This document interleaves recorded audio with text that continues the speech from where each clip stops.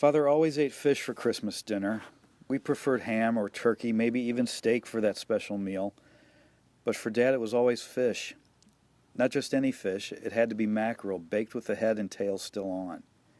The same way his mother served it those many years ago when my father was a boy in Naples, skipping stones on Naples Bay and netting shiners in the surf off Naples Beach.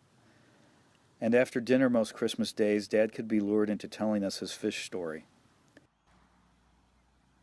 It was back in 1948, 3 years after the war ended and 2 years after they moved from Seattle, Washington. He was 8 years old in '48 and loved the two-bedroom wood home they rented near the docks on the inland bay. The Christmas of '48 was to be a special one for that 8-year-old boy. It would be the first time his father would be home for Christmas Eve.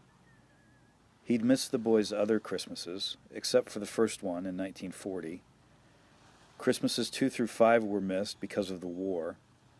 Christmases 6 and 7 were spent in Naples, but his father was now a fisherman. In Naples in those days, the late autumn and early winter were devoted to mackerel. The boy's 8th Christmas was going to be different, his father promised. When the fleet left Naples Bay for the Keys the day after Thanksgiving, his father promised to be home for Christmas. The boy counted up the days between Thanksgiving and Christmas Eve, numbered them in his school tablet, and crossed them off as Christmas approached.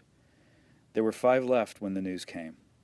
It was late, but the knock at the door roused the boy from sleep. He stared up at the ceiling from his trundle bed, trying hard to hear what the man at the front door was telling his mother. The storm took 2 of the boats down, the man from the fish house said. They found 7 guys, but 3 are still missing. Your husband's one of them. The boy shook and shook until finally he was asleep. When he awoke, it took only seconds for the empty pain to fill his stomach again. He remembered the man's words from the night before and rushed to see his mother. She was awake, dressed in the same clothes as the day before, sitting in his father's chair. He climbed on her lap and she hugged him for the longest time before saying, "He'll be okay. He'll be here for Christmas. Remember his promise?" The morning of Christmas Eve started with the same dull pain in the stomach. That night after dinner, his mother kissed him and pointed him toward bed. He climbed in and stared up at the ceiling. The trembling started, and for the first time, he cried. He shook and he shook for what seemed like an hour. Just before sleep found him, he heard the sputtering of a boat heading for the docks. Minutes later, there was a knock, and he heard the door open. There were voices. He was scared, but he strained to hear. "Oh God," his mother cried. He heard that clearly. Then she cried, "Thank God." He jumped from bed and rushed past the Christmas tree and his father's chair toward the door. He opened it and saw men coming up the path and his mother with them. In the middle was his father, red and thin, thinner than he had remembered, but smiling. The men stayed for hours until Christmas Eve was nearly gone. Everyone agreed the men were lucky to be alive. Finally, they agreed it was a miracle.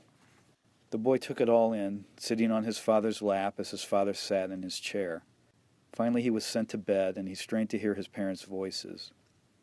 "I'm afraid there won't be any presents," his father said. "About all I've got is a mackerel the boys gave me from the boat." He heard his mother laugh.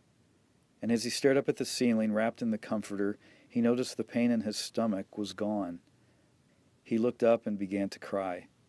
Tomorrow was Christmas, and this was the happiest he had ever been. His father had kept the promise.